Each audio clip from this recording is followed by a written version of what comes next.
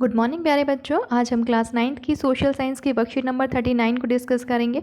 बेटा ये आपके भूगोल के पार्ट 5 प्राकृतिक वनस्पति तथा वन्य प्राणी से रिलेटेड है। इससे पहले की वर्कशीट्स में भी बेटा हम वनस्पति के बारे में पढ़ चुके हैं, अलग अलग पेड़ पौधों वनों के बारे में पढ़ चुके हैं, भारत में जो प्रजातियाँ पाई जाती हैं उनके बारे में पढ़ चुके हैं। इस वर्कशीट में बेटा हम अलग तरह की जीवों की जो प्रजातियाँ उनके बारे में पढ़ेंगे। भारत में कितनी प्रजातियाँ पाई जाती हैं और उनके जीव सुरक्षा अधिनियम बनाए गए हैं, उनकी सुरक्षा के लिए जो अधिनियम बनाए गए हैं, सरकार द्वारा जो कदम उठाए गए उनके बारे में पढ़ेंगे। पारिस्थितिकी तंत्र क्या होता है उसके बारे में पढ़ेंगे। इसी तरह के बहुत सारे फैक्ट्स को हम यहाँ पर कवर करेंगे। सो लेट्स स्टार्ट बच्चों। भारत में प्राय औषधि के लिए प्रयोग होने वाले कुछ पादप हैं: सर्पगंधा,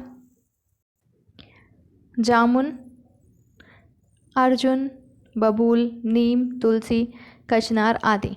बेटा जो औषधि के लिए यानी कि जो मेडिसिन्स के लिए इस्तेमाल किए जाते हैं पादप मतलब पौधे, जिनके द्वारा हम दवाइयाँ बनाते हैं, मेडिसिन्स बनाते हैं, तो इस तरह के पेड़ पौधे भारत में पाए जाते हैं, जैसे सर्पगंधा, जामुन, अर्जुन, बबूल, नीम, तुलसी, कचनार आदि। तुलसी के बारे में तो ऑलमोस्ट आप सब ने सुना ही होगा और सबके घरों में भी पाई जाती है।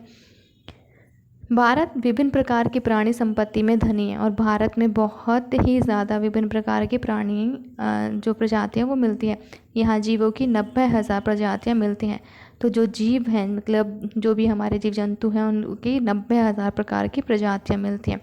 और देश में 2000 से अधिक पक्षियों की प्रजातियाँ पाई जाती हैं और पक्षियों की भी प्रजातियाँ जो हैं 2000 से ज़्यादा पाई जाती हैं। तो पूरे विश्व में जितनी प्रजातियाँ पाई जाती हैं उसका 13% है, 13% भारत में ही पाया जाता है। और यहाँ जो मछलियों की 2546 प्रजातियाँ पाई जाती हैं, जो विश्व में जितनी भी मछलियों की प्रजातियाँ उसका 12% है, जो सिर्फ भारत में पाया जाता है। और भारत में विश्व के 5% से 8% तक उभयचरी सरीसृप तथा स्तनधारी जानवर भी पाए जाते हैं। तो उभयचरी सरीसृप क्या होता है बच्चों? जो ज़मीन पर और पानी में दोनों में रह सकते हैं, जैसे कछुआ है, मगरमच्छ है, इस तरह के जो जानवर हैं उनको हम उभयचरी कहते हैं। और स्तनधारी जानवर जो बच्चों को जन्म देते हैं और उनको दूध पिलाते हैं उनको हम स्तनधारी जानवर कहते हैं। भारत में स्तनधारी जानवरों में हाथी सबसे महत्वपूर्ण जानवर हैं। जो सबसे इम्पॉर्टेंट स्तनधारी जानवर कौन सा बच्चों? भारत में हाथी। और यह कहाँ पर पाया जाता है? असम, कर्नाटक, केरल के उष्ण तथा आर्द्र वनों में, जो गर्म और नमी वाले जहाँ पे वर्षा ज़्यादा होती है उन क्षेत्रों में ये पाया जाता है। अब बात करते हैं बेटा भारत के जो जीव सुरक्षा अधिनियम। तो सन 1972 में भारतीय जीव सुरक्षा अधिनियम लागू किया गया था। इसमें जो जीव जंतु उनकी सुरक्षा के लिए कानून बनाया गया था। भारत विश्व का एक अकेला ऐसा देश है जहाँ शेर और बाघ दोनों पाए जाते हैं। तो सिर्फ भारत ही एक ऐसा देश है जहाँ पे शेर भी मिलेगा आपको और बाघ भी मिलेगा। बाकी जो विश्व के देश हैं वहाँ पे या तो सिर्फ शेर मिलेगा या फिर बाघ आपको मिलेगा। तो जो ये प्रजातियाँ हैं ये लुप्त होती जा रही हैं, ख़त्म होती जा रही हैं। लोग उनका शिकार करते हैं, उनको मार देते हैं और भी अन्य कारणों से ये जो लुप्त होती जा रही है। इस वजह से ही ये जीव सुरक्षा अधिनियम बनाया गया है। तो भारतीय शेरों का प्राकृतिक वास स्थल गुजरात में गिर जंगल है। और प्राकृतिक रूप से जो शेर है भारत में वो कहाँ पाए जाते हैं, कहाँ रहते हैं? गुजरात के गिर जंगलों में। बाघ मध्य प्रदेश तथा झारखंड के वनों, पश्चिम बंगाल के सुंदरवन तथा हिमालय क्षेत्रों में पाए जाते हैं। और जो बाघ है वो मध्य प्रदेश में तथा झारखंड के वन और पश्चिम बंगाल के सुंदरवन जो है वहाँ पर आपने सुना भी होगा बंगाल टाइगर्स के बारे में। तो ये हिमालय क्षेत्रों में भी पाए जाते हैं। अब भारत की जो नदियाँ हैं, झील हैं तथा समुद्री क्षेत्र हैं उसमें कछुए, मगरमच्छ और घड़ियाल पाए जाते हैं। घड़ियाल मगरमच्छ की प्रजाति का एक ऐसा प्रतिनिधि है जो केवल भारत में पाया जाता है। अब जो कई बार लोग कह देते हैं कि घड़ियाल मगरमच्छ को ही घड़ियाल कह देते हैं, लेकिन मगरमच्छ और घड़ियाल दोनों अगर अलग अलग हैं बच्चों। घड़ियाल जो मगरमच्छ की ही एक प्रजाति है और ये सिर्फ भारत में पाया जाता है।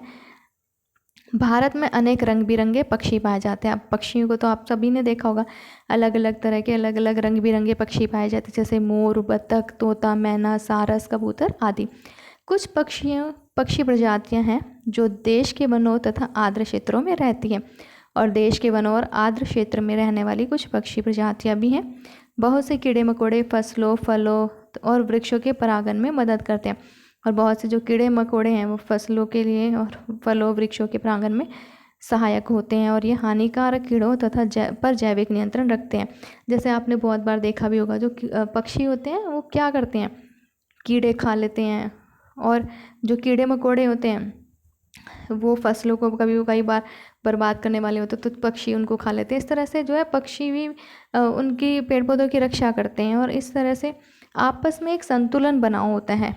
प्रत्येक प्रजाति का पारिस्थितिक तंत्र में योगदान है। अब अगर बच्चों जैसे देखो, चूहे हैं, जो बिल्ली चूहे खाती है, अगर बिल्ली चूहे ना खाए, आप सोचो तो क्या होगा, बहुत सारे चूहों की संख्या जो बहुत ज़्यादा हो जाएगी, और चूहे घरों में भी और फसलों को भी बर्बाद करेंगे, घरों में सामान भी बर्बाद करेंगे। इसी तरह से अगर बाघ जो है वो जानवरों को ना खाए तो जानवरों की संख्या बहुत ज़्यादा बढ़ जाएगी, शाकाहारी जो जानवर हैं, और वो पेड़ पौधों को ज़्यादा खाएंगे, उससे हमारे जो वन है वो नष्ट हो जाएंगे, और पारिस्थितिक जो तंत्र है, जो संतुलन है प्रकृति का, वो बिगड़ जाएगा। अतः उनका संरक्षण अनिवार्य है, इसलिए इनका संरक्षण भी बहुत ज़रूरी है। अब पारिस्थितिक तंत्र के असंतुलन के मुख्य कारण के बारे में हम जान लेते हैं। जो लालची व्यापारी है वो अपने व्यवसाय, अपने व्यापार के लिए जो है अत्यधिक बहुत ज़्यादा शिकार करते हैं जीव जंतुओं का, पक्षियों का। इनकी जो स्किन होती है, खाल होती है, उसको बेचते हैं। हाथी के दांत हैं, गैंडे का सींग हो गया, जानवरों की हड्डियाँ हैं, ये बहुत ही ज़्यादा महंगी बिकते हैं। तो इनको अपने व्यवसाय के लिए लोग जो इन जानवरों का शिकार करते हैं और उनको बेचते हैं, जिसकी वजह से जो ये लुप्त होती जा रही हैं प्रजातियाँ। रासायनिक और औद्योगिक अपशिष्ट तथा तेजाबी जमाव के कारण प्रदूषण, विदेशी प्रजातियों का प्रवेश, कृषि तथा निवास के लिए वनों के अंधाधुंध कटाई पारिस्थितिकी तंत्र में असंतुलन का कारण है। अब बच्चों जो देखो, आपने देखा होगा फैक्ट्रीज़ जो हैं उनसे बहुत ही ज़्यादा जहरीले रासायनिक पदार्थ निकलते हैं, और जो औद्योगिक अपशिष्ट है, जो बचे हुए उनका अपशिष्ट होता है, और जो तेज़ाबी जमाव होता है, नदियों में बह जाता है, जो गंदा पानी फैक्ट्री से निकलता है, तो उसकी वजह से नदियों में भी प्रदूषण होता है, हमारे वातावरण में भी प्रदूषण होता है, जहरीला धुआं निकलता है, जिससे वातावरण में प्रदूषण फैलता है, और पशु पक्षियों के लिए और हमारे लिए भी ये बहुत हानिकारक होता है। अब जहरीला पानी पीने से जो जीव जंतु हैं उनकी मृत्यु हो जाती है। इसी तरह से जब जनसंख्या बहुत अधिक बढ़ती है तो उनके खाने के लिए, कृषि के लिए भी जगह चाहिए, कृषि होनी चाहिए, तभी फसल होगी तो उनको खाना मिल पाएगा। उनके रहने के लिए भी जगह चाहिए, जिसकी वजह से वनों की अंधाधुंध कटाई की जाती है ताकि फसल की जा सके और निवास रहने के लिए जगह बनाई जा सके। इस वजह से पारिस्थितिक तंत्र में असंतुलन होता है। किसी भी क्षेत्र के पादप तथा प्राणी आपस में अपने भौतिक पर्यावरण से अंतर संबंधित होते हैं। किसी भी क्षेत्र में जो भी पेड़ पौधे हैं और जो प्राणी हैं, जीव जंतु, वो आपस में एक दूसरे पर निर्भर भी होते हैं और एक दूसरे से संबंधित भी होते हैं। इसे ही हम क्या कहते हैं, पारिस्थितिक तंत्र कहते हैं। जबकि धरातल पर एक विशिष्ट प्रकार की वनस्पति या प्राणी जीवन वाले विशाल पारिस्थितिक तंत्र को हम जीवोम कहते हैं। अब जो पृथ्वी पर एक बहुत विशिष्ट प्रकार की वनस्पति या प्राणी एक विशाल क्षेत्र में पाई जाती है तो उसको हम क्या कहते हैं, ऐसे पारिस्थितिक तंत्र को जीवोम कहते हैं।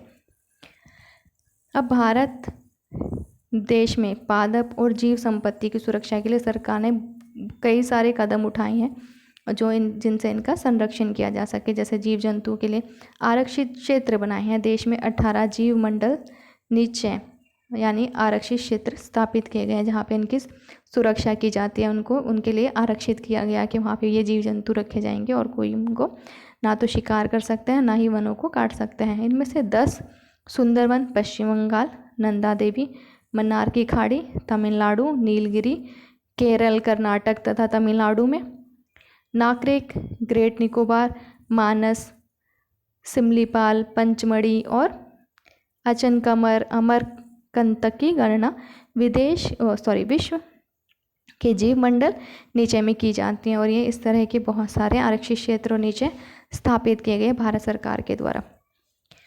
अब 1992 में भारत सरकार के द्वारा पादप उद्यानों को वित्तीय तथा तकनीकी सहायता देने की योजना बनाई गई। अब ये उद्यान जो थे वो स्थापित तो कर दिए गए थे, लेकिन उनकी देखरेख के लिए पैसा और टेक्नोलॉजी इतनी उपलब्ध नहीं थी। तो 1992 में सरकार ने पैसा, वित्तीय और तकनीकी सहायता देने की योजनाएं बनाई, जिससे कि ये अपना प्रोग्रेस कर सके, विकास कर सके और इन जीव जंतुओं के संरक्षण में ज़्यादा ध्यान दिया जा सके। बाघ संरक्षण, गैंडा संरक्षण, भारतीय भैंसा संरक्षण तथा पारिस्थितिकी तंत्र के संतुलन के लिए भी कई सारी योजनाएं बनाई गई। तो इन सभी जीव जंतुओं के संरक्षण के लिए भी और पारिस्थितिक तंत्र के संतुलन के लिए भी भारत सरकार द्वारा बहुत सारी योजनाएं बनाई गई।